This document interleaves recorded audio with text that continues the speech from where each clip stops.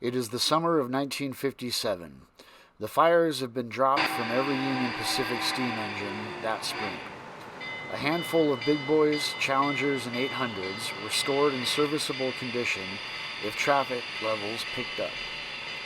Sure enough, the seasonal traffic rush brought steam back to help expedite freight. Chief among assignments for the FEFs is to move perishables. Here we see FEF 3 842 high-stepping it out of the Laramie ice dock with another eastbound fruit rock. A total of 31 out of 45 800s will see service this summer, holding down assignments as far west as Ogden, Utah. Available for duty a whopping 93% of the time, 800s could be relied upon to handle any emergency.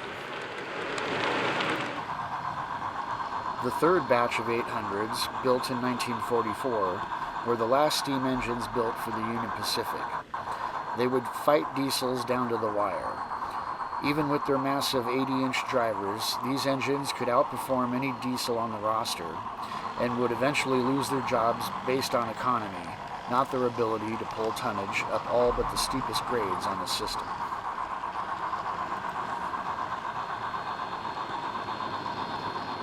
Most 800s were assigned to the Council Bluffs North Platte freight pool, but they could be found on hotshot livestock extras eastbound from Ogden. Here we catch FEF 3 838, wasting no time advancing sheep and produce to eastern markets. This particular example of speed and power would do the honor of hauling the last FEF-powered freight train in July of 1959 between Council Bluffs and Grand Island, Nebraska. Oftentimes, 800s could be seen double-heading westward, moving back into position to protect everything from passenger trains to Lemons. Here's 834 moving with Big Boy 4015 to Laramie.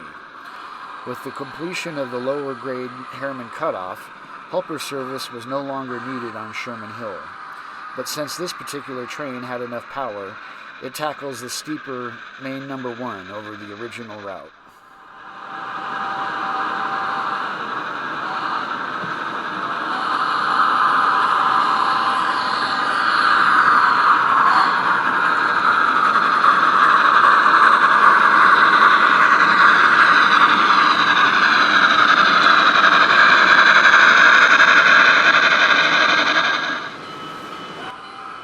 Having conquered the top of the hill, the pair drift out of Hermosa Tunnel down into Laramie. Normal helper operations would have seen the 800 cut off from the train and drop down to either Cheyenne or Laramie Light, but since the Harriman cut off, the Y at the top was removed, so they stay coupled. At Dale Junction, the westbound train switched to left-hand running on the original main line. This is to take advantage of the steep drop the line makes down to the valley floor. Eastbound trains take the new, less steep route built along the foothills of the valley.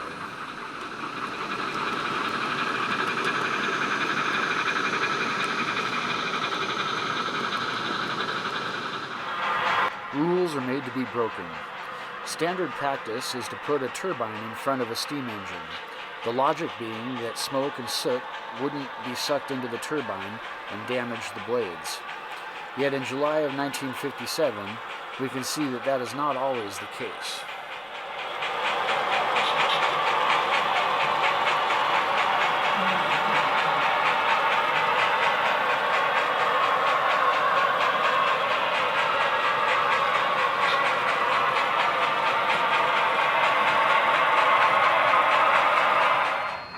'57 saw one last encore for the 800s on the point of passenger trains.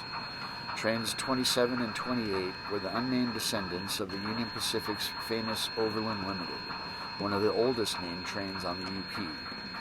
Now reduced to a mail and express train, 800s made sure it kept its time between Cheyenne and Green River, Wyoming. 800s now had tenders able to hold 6,000 gallons of oil, so they only had to stop for water between the 2 points.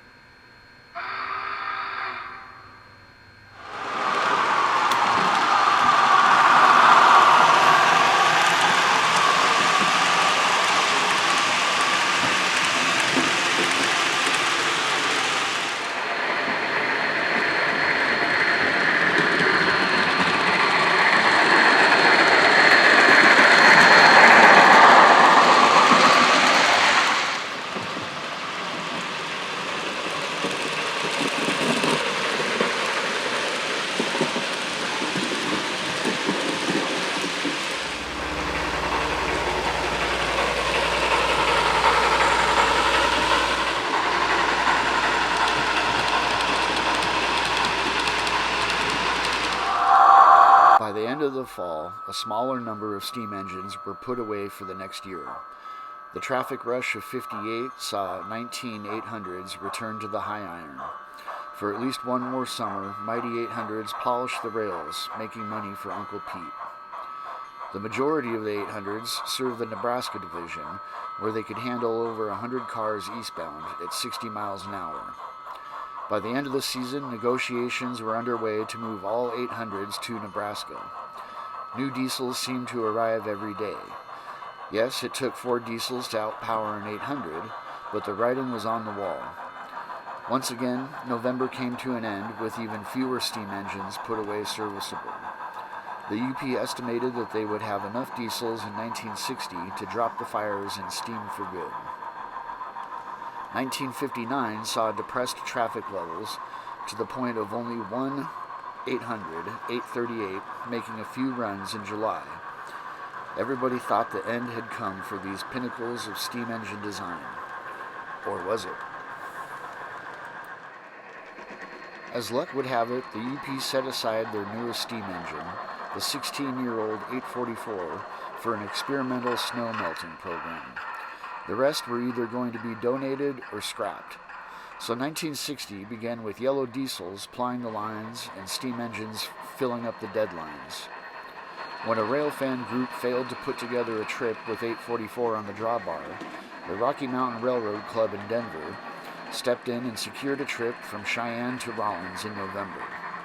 And the UP has kept 844 on the roster ever since, making the Union Pacific the only American Class I railroad to never fully dieselize their roster.